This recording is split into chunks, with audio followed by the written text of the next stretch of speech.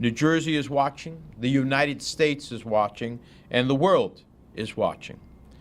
I fear that the blatant harassment of Mr. Sowore and activists and journalists whose only crime appears to be exercising his right to free expression is becoming symptomatic of increasingly closing political and civic space in Nigeria.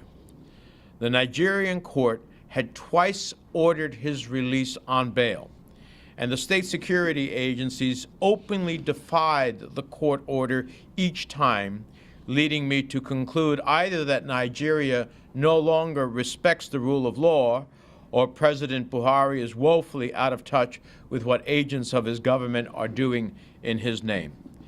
This is unacceptable in a country that calls itself a democracy.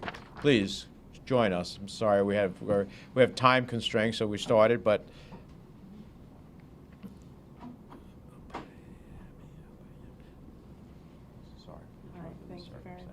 this is Mrs. Omoyele Sowore.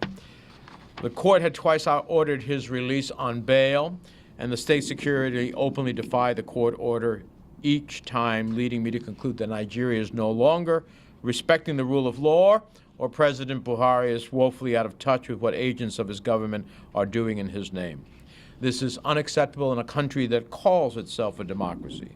Freedom of the press is a fundamental pillar of democracy and an indispensable check on government overreach.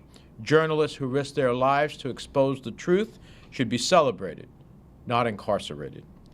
Over 200 years ago, our founding fathers had the foresight to recognize the importance of a free press to a fledgling democracy, enshrining it in our First Amendment. Today, that importance cannot be overstated. It is unacceptable to treat the husband and father of a U.S. citizen with such blatant cruelty. So we stand here with a family who is devastated by the uncertainty that these actions have caused. Today, my office contacted our ambassador in Nigeria in an effort to obtain answers about what actions the United States is taking on the Sowore family's behalf. In the next several days, I'll continue to engage with the State Department in Washington to ascertain the impact that the rearrest of Mr. Sowore and the detention of other activists and journalists will have on our relationship with Nigeria. My hope is that the bilateral relationship we have with Nigeria will be reassessed in light of these events. Mr. Sowore needs to be free, and he needs to be free now. The rule of law must be observed, and that means he should be liberated. With that, I invite Mrs. Sowore to say a few remarks. Thank you. After over 125 days of my husband being in detention illegally, he was finally set free yesterday. He got to speak to myself and the children. For the first time, they got to see his eyes when they spoke to him, when we FaceTimed with him. I haven't told them yet that he was rearrested. I am truly shaken to my core at what I witnessed this morning. I was woken up at 4 a.m. to see what I can only call truly outrageous and a gross disregard for the rule of law. My husband was strangled and forcefully removed from the courtroom. The judge had to run and hide for her own safety. How do I tell my children who, after 125 days, have for the very first time spoken to their dad and seen his face, that he is again in detention and he may not be coming home for Christmas? How do they understand this, and how do they, where do they go from here? How do they understand this? My 10-year-old has on his Christmas list, one of the things he wants is for his dad to be home for Christmas. Christmas is only a few days away. What do I tell him when I leave here and get home?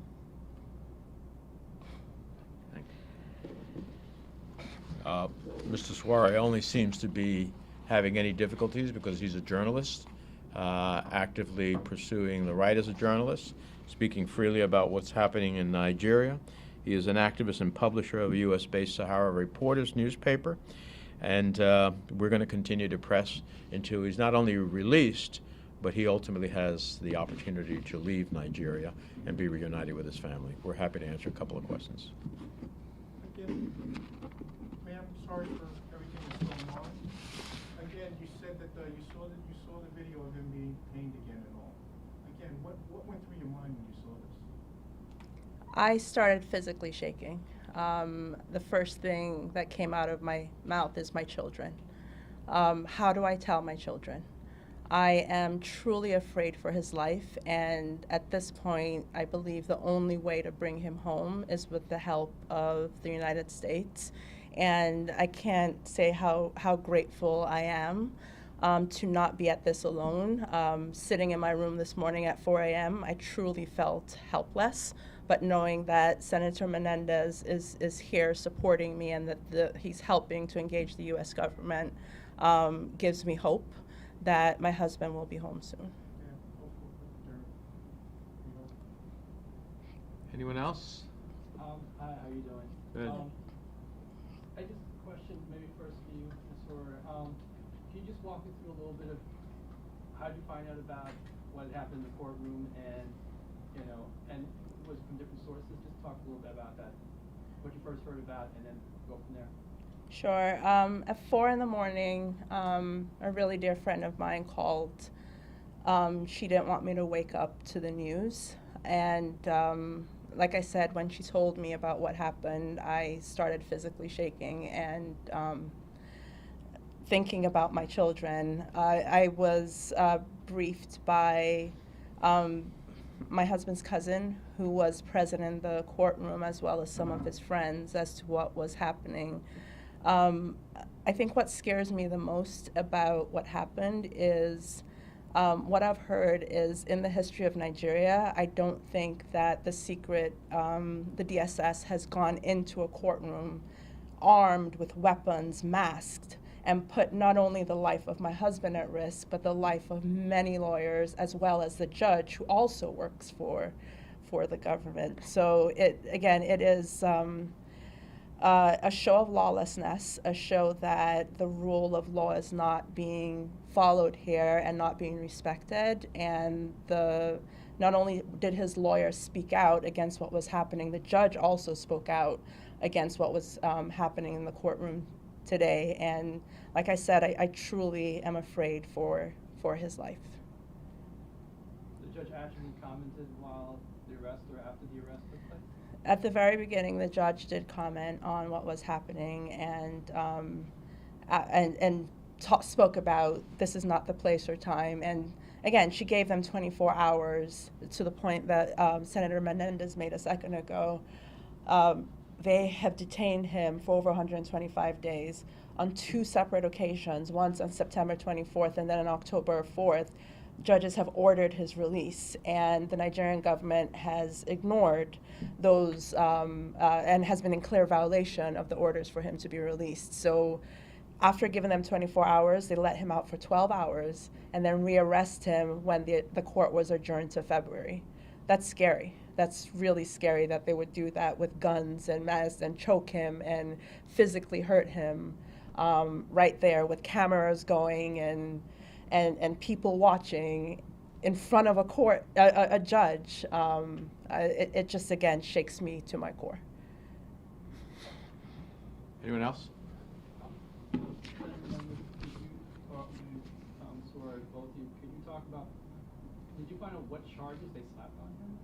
New ones? Or they still haven't said anything? Well, my understanding is not a question of new charges, a question that the state security came in and intervened in a judicial process which had liberated him and physically, through a chokehold, dragged him off. This is in violation not only of the rule of law and of the dictates of the court, it's in violation of the basic elements of human rights that we seek to observe globally, that are part of the Universal Declaration of Human Rights that Nigeria, I believe, is a signatory to. And so the government has to intercede here and get control of its security forces. It has to ultimately make sure that the dictates of the courts are observed. And if not, then there is lawlessness. So this is on, from my perspective, it's on the government of Nigeria and its president to make sure that, in fact, the law is observed. He was released by court orders. He should be released. He should be out of harm's way.